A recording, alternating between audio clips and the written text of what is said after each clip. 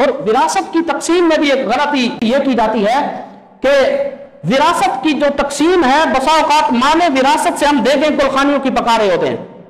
یہ اس وقت کی بہت بڑی خرابی ہے.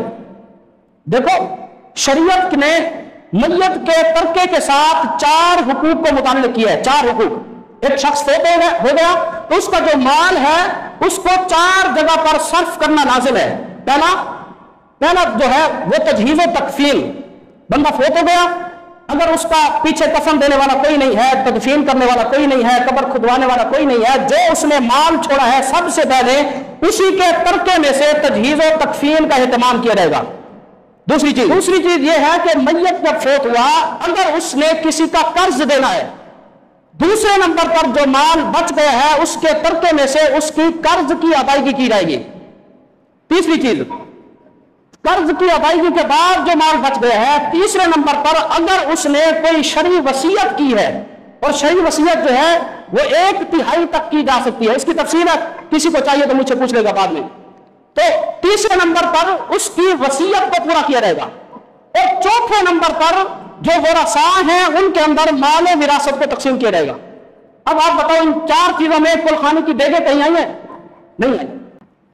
کلخانی کرنا جائز ہے, مستحب عمل ہے, اصال ثواب ہے, لیکن اگر کسی کو شوق ہے کہ میں 10 لاکھ کی کلخانی کروں تو اپنی جیب سے کرے.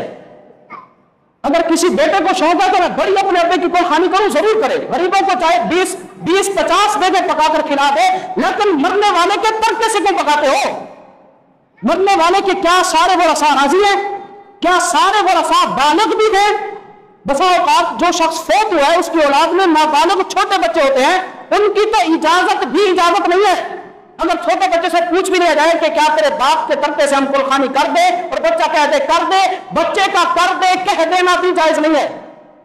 وہ تو شریعت کا مکلف ہی نہیں ہے, وہ تو نابالغ ہے, ناسمجھ ہے.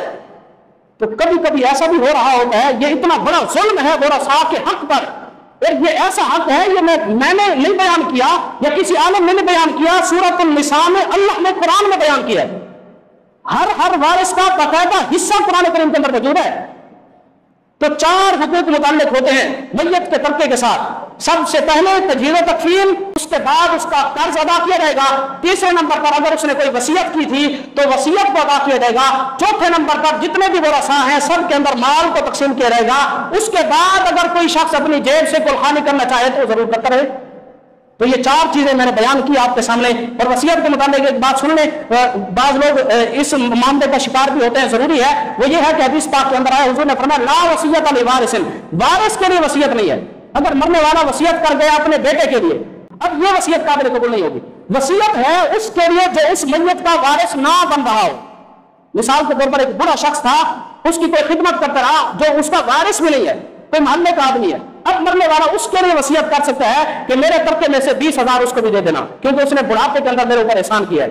تو جو وصیت ہے وہ وارث کے لیے نہیں ہے, یہ یاد رکھنا. اگر مرنے والا وارث کے لیے وصیت کر کے بھی جاتا ہے تو اس وصیت پر عمل نہیں کیا جائے گا. اس وصیت پر عمل کیا جائے گا جو وارث کے علاوہ کسی اور کے لیے میت نے کی ہے, اور وہ وصیت کل مال کے 3/4 حصے سے کم ہو.